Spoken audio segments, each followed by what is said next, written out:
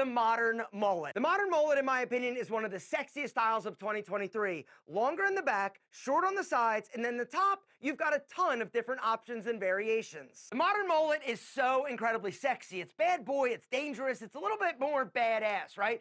All you need to worry about, grow out the back, take it a little tighter on the sides, and then the top, you can pretty much do whatever you want. You could do a French crop, you could do a Caesar cut, you could literally do a side part, you could do curtains. You really have a ton of control, but the bottom line is if it's longer in the back, short on the sides, whatever the top is, it doesn't matter, it's gonna be a mullet. Now, in terms of what product is gonna be best for your modern mullet, it really boils down to what you want the top to do, right? If you want it short and sort of fringy, like we talked about before, you wanna go with something like a salt, also a texture powder, possibly a clay or a putty, something high hold, low shine. Now, if you want something a little bit looser, a little bit more flowy, what I'd recommend is some type of cream or leave-in conditioner, or you could go with something like a hair thickening cream. It's gonna add a little bit of thickness, but it's just gonna reduce the flyaways and frizz.